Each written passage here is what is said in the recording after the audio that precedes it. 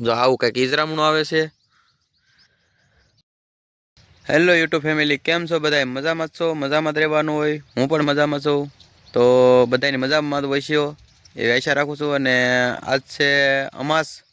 તો કામની વાત કે ગાવું રાખતા હોય, ગાયોને લંપી નામનો રોગ આવેલો હતો। અને એને પાર પાડવા માટે એક વસ્તુ 100% એને રિઝલ્ટ આપ્યું એવી વનસ્પતિ જેમનો વેલો થાય છે એમનું નામ છે ઈજરામણું। તો હું તમને ઈજરામણાનો વેલો દેખાડું। અને આવો લગભગ છે હું જંગલમાં ભાળી ગયો એટલે હું કોઈ વિડીયો બનાવી લઉં ને તમને ઈજરામણું છે એનો વિડીયો દેખાડું, એનો વેલો છે એનો વિડીયો દેખાડું। તો હાલો તમે બન્યા રહો વિડીયોમાં અને હું તમને એનો વેલો દેખાડું। ચાલો હેલો મિત્રો, ત્યાં ઈજરામણનો વેલો તો આવી રીતે વેલો આવે છે અને આ સોમાહે થાય છે।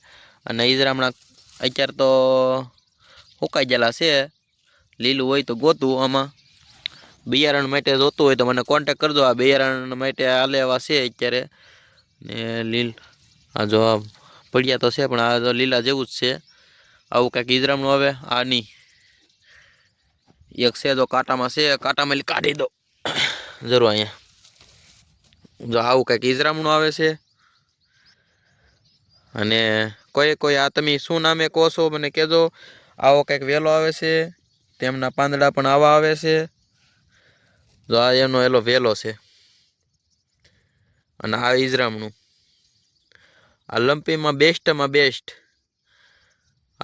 જ્યાં ફોડકા જેવા નીકળેલા હોય ત્યાં સોળી દેવાનું અને અથવા પાઈ દેવાનું આને વાટીને, તો 100%નું રિઝલ્ટ છે।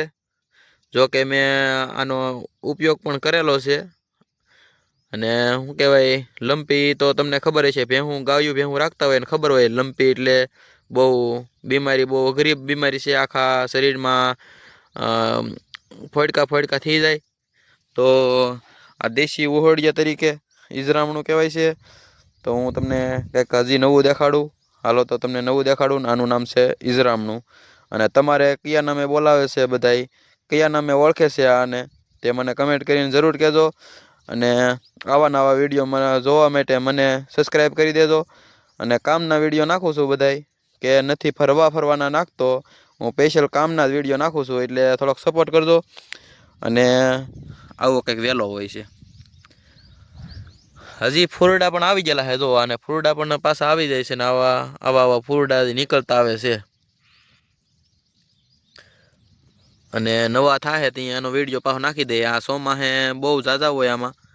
તો ભલે મળશું કંઈક આગળ તમને બીજું બતાવું। હાલો પહેલાં ભેહું પાસે જાઓ, ભેહું છે થોડીક વાગ્યું અને આ વેલો થોડોક આગો હતો એટલે વેલે પહેલાં તમને દેખાડવાનો પ્રયાસ કર્યો। હાલો પહેલાં તો હું ભેહું પાસે જાઉં। ગાય ભેંસ માટેના વિડીયો બનાવું છું, મને સબસ્ક્રાઈબ કરી દેજો।